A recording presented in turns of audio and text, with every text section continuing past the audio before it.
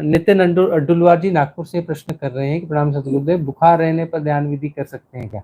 बुखार या कोई भी बीमारी है उस समय तो देखो ध्यान कर सकते हैं, नहीं ध्यान घटता है, विधि को अप्लाई कर सकते हैं। तो विधि तो अप्लाई करनी चाहिए ना। विधि का मतलब है कि जो भी वो है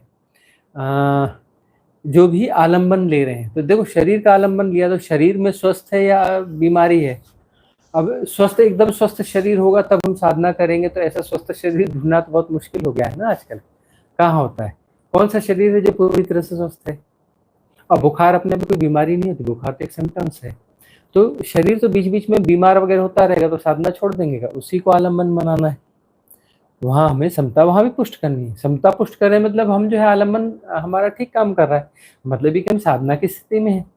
तो शरीर बीमार है तो व्यवहारिक सत्य है कि उसको शरीर को यदि रेस्ट देना है तो रेस्ट दिया, लेकिन रेस्ट भी कितना दोगे? अब वहाँ पर साधना में बैठना है, यदि नींद नहीं आ रही, शवासन में लेटे हो तो शवासन में भी ध्यान हो सकता है, बशर्ते तंद्रा ना आ रही हो। तो शवासन भी काम करेगा यदि तंद्रा नहीं आ रही है। तंद्रा आ रही है तो फिर बैठ के भी नहीं होगा, तब तो फिर खड़े होके करो। कुछ ऐसी स्थिति में रहो, शरीर को इस तरीके से रखो कि अपना तंद्रा हावी नहीं होनी चाहिए। तंद्रा का अर्थ ही होता है कि भीतर के जो पैटर्न है वो उन्होंने एक्सेस ले लिया और वो जो है एक्टिवेट हो गया और हमें बेहोशी में डाल दिया। ठीक है ना? और बेहोशी से बाहर आने की साधना है, सारी साधना बेहोशी से बाहर आने की साधना है। तो वहां पर हमें जो है सजगता कैसे बनी रहेगी उस पर ध्यान करना है। अब ये जो है बीमार है कोई व्यक्ति, बहुत सारे ऐसे साधक हुए हैं जिन्होंने अपनी बीमारी का आलम्बन लिया है और बहुत उच्च साधनाओं में पहुंचे। इनको कई लोगों को तो गंभीर बीमारियां हो गई। गंभीर बीमारियां हो गई तो क्या वो साधना नहीं कर पाएंगे? साधना तो उनके जीवन में भी घटेगी। गंभीर बीमारियां तो भी उनके जीवन में साधना घटेगी। आलम्बन लेना चाहिए। आलम्बन यदि ठीक से लिया तो साधना जो है कि विपरीत परिस्थितियों में भी साधना संभव है।